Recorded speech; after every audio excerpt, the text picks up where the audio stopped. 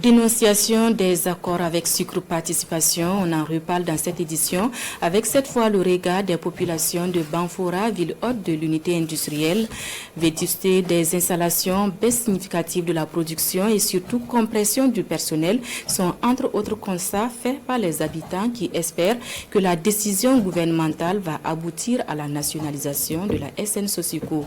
Hassan Gourabou et Adama Julien Dambélé. La décision est applaudie ici, dans la cité du paysan noir. La population apprécie le rapport adopté par le gouvernement au Conseil des ministres du 25 octobre 2023 relatif à la gestion de la nouvelle société sucrière de la Komoué, SN Sosiko. Pendant longtemps, les populations de la région des Cascades ont toujours demandé la dénonciation de ces accords-là et la reprise de la SN Sosiko par l'État. Malheureusement, ça n'est jamais arrivé. Si les autorités actuelles décident de venir à cela, nous on ne peut qu'apprécier à sa juste valeur. La Sosiko joue un grand rôle pour la population de Banfora. On souhaite que l'État reprend. Ça va résoudre le problème de chômage. Il y a beaucoup de jeunes gens qui n'ont pas de travail. Depuis les accords qui ont été signés avec la SN Sosiko depuis les années 98, on a remarqué qu'il y a eu vraiment, la SN Sosiko a pris un coup. Et si la SN Sosiko prend un coup, ça veut dire que la région des Cascades a pris un coup. Parce que c'est le poumon économique de notre région.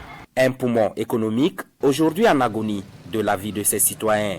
Jadis premier employeur après l'État, la SN Sosiko fait présentement face à des difficultés énormes en termes de rendement. Cette année, nous avons eu des difficultés de production.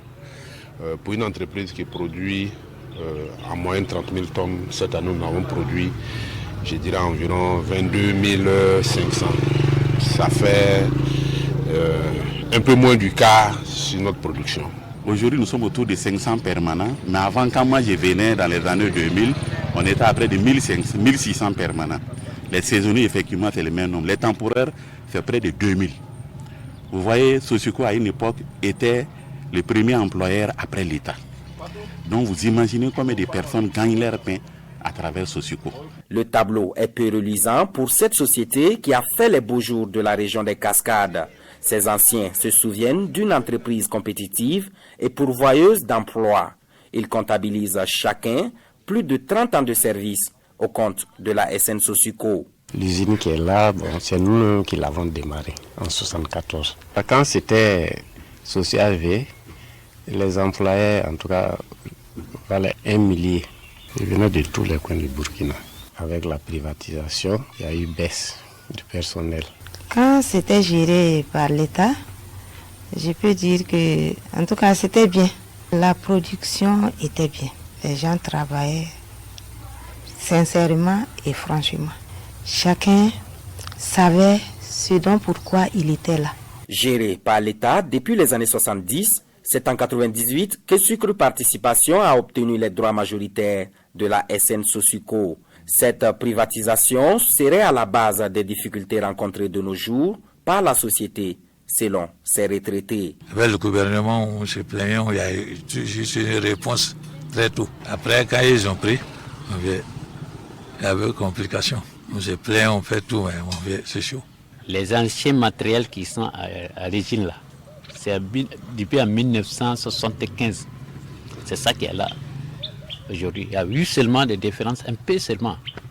Même au champ, les matériels, l'irrigation, les tuyaux même pour avoir ça, c'est tout un problème. Il y a eu un peu d'évolution au début de la privatisation. Parce que du côté rendement, ça avait évolué. Mais au fur et à mesure, en tout cas, les rendements baissaient.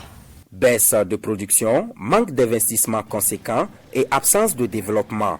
Tout le contraire des conditions fixées par le gouvernement lors de la cession de ses parts et de l'avis de ses citoyens, l'État doit prendre ses responsabilités en vue de donner un second souffle à cette unité industrielle stratégique pour le Burkina Faso. Quant à nos tentatives pour recueillir l'avis de l'administration de la SN Sosiko sur la question, elles sont restées vaines.